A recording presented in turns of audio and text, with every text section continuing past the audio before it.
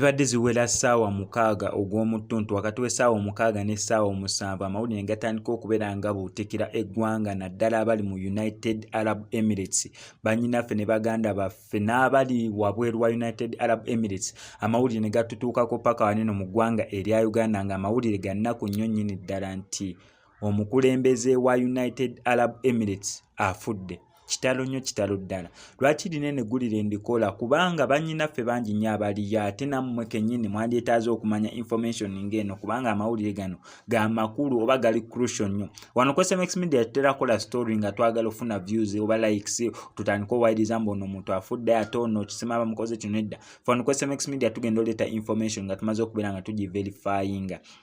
Omukulembeze wa United Arab Emirates yebambi amaze okubeera nga afa mu ttuntu ly'olunaku olwaleero. Simanyi gwe disitolo ogiwuliriza naye ennaku z'omwezi nga 13 olw'okutaano 2022 ssaawa zineno zenjogerera bambi ye mugenzi abadde ayitibwa Khalifa oba bo bayita bashehi abadde Sheikh Khalifa bin Zayed era ng'afiiridde ku myaka egy'obukulu 73. Okusinziira ku information sofa gye tulinawo tebannaba kubeera nga batutegeeza kirwadde ekimusse naye okusinziira ku kiriwo just afudde bufi abadde n'emyaka 73 n'era nga abamu okusinziira ku embadde enoonyeza ku information emukwatako nga yali afunyeeko stroke mu mwaka gwa 2014 so abantu abamu bakiriratinga ku stroke gye yafuna okubeera nga afudde kati mu mwaka gwa 2022 naye abasinga bagamba just afudde bufi tewaliwo cause gye bagenda kubeera nga batuwa bagambe mbu oba afudde alusa oba afudde cancer oba afudde kino oba akoze kino oba amukubye essasi nedda tewaliwo cause of death ye naye nga kitalo nnyo kitalo ddala. Ono nno wafiiridde alese abaana 8 gwe wena abadde ayagala okubeera nga obuuza oba alese abaana yes alese abaana 8 n'era ng'ono afudde y'omu ku baana ba omugenzi Sheikh Muhammad ono y'omu ku badde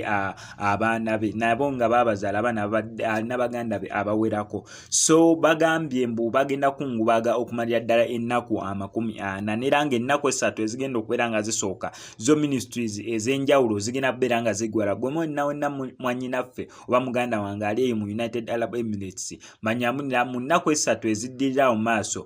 ministry ez'enjawulo eziri essential nnyo zigenda kubeera nga ziggalwa tezigenda kubeera nga zikola nga bali mu kubeera nga bakungubagira omukulu eyafudde so ekyo olina okubeera nga okitegeera so baganda baffe abali Dubai abali Abu Dhabi abali Sharjah abali yonna gye muli bambi kitalo nnyo kitalo ddala okubeera nti neera omukulembeze wa United Arab Emirates afudde olunaku olwaleero. United Arab Emirates ebodalinga nga ffe oyinza ogamba Uganda erina mulirwano waayo oba borders ezikwasaganya ne Uganda tulina Kenya tulina eno waggulu waliyo Sudan eno waliyo DR Congo wekityo ne United Arab Emirates yo ebodalinga n'eggwanga erya Oman gwali mu Oman ali mu Oman wange onayo omuntu yena mu Oman manyambu ensi emu ekuddiridde emu ye United Arab Emirates Saudi Arabia nabo babodalinga nayo eno UAE so kitalo nnyo kitalo ddala okulaba nti n'amawulire